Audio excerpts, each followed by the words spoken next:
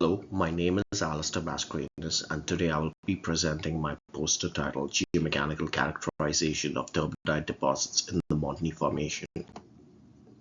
To give some background, Canada has set a goal to achieve net zero emissions by 2050, which requires reducing greenhouse gas emissions and implementing carbon capture strategies. To achieve this, Canada has to identify and develop large carbon storage reservoirs. The Western Canada Sedimentary Basin offers significant potential for carbon capture. The lower Triassic Montney Formation, which covers an area of approximately 10,000 square kilometers, contains extensive turbidite deposits. These deposits primarily consist of dolomitic siltstone and sandstone and have the potential to serve as substantial carbon storage reservoirs. This makes this formation the focal point of my research.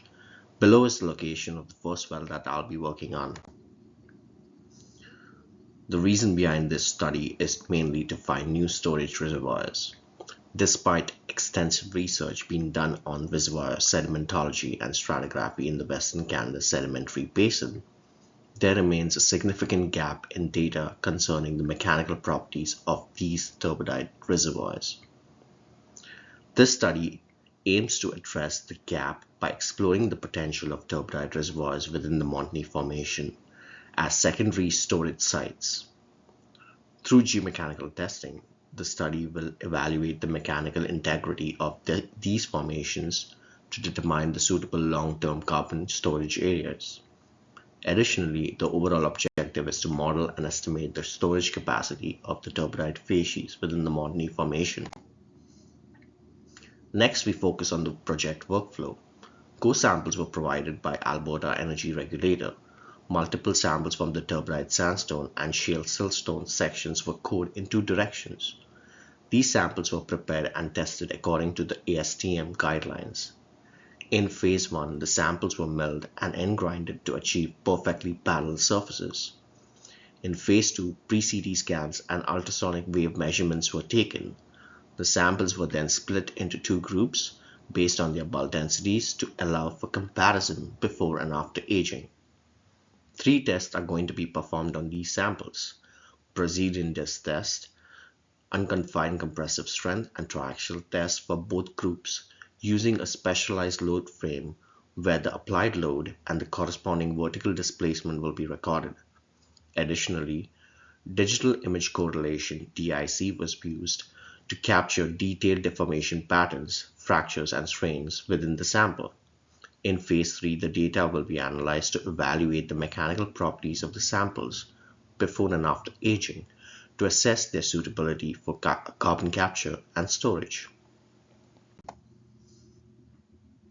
Preliminary results for the turbidite samples before aging shows the unconfined compressive strength to range from 186 to 219 megapascals. The Young's modulus to be approximately 34 GPa, the Poisson's ratio using DIC to be around 0.26 to 0.32, the tensile strength to be around 7 to 11 MPa.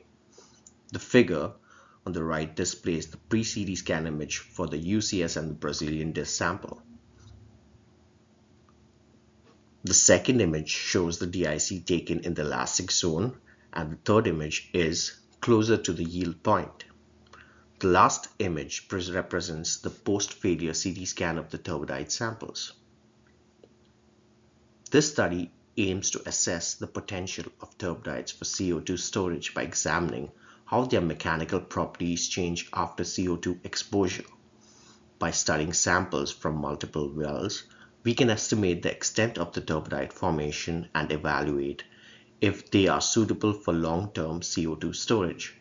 Comparing data before and after CO2 exposure will provide key insight into how the rock structure evolves and how CO2 interacts with the rock matrix. Finally, by integrating well logs, petrophysical data, and geomechanical tests, we will evaluate the formation integrity and determine the feasibility of using the Montney Formation as a potential site for carbon capture and storage. Thank you, and if you have any questions, please do not hesitate to follow up.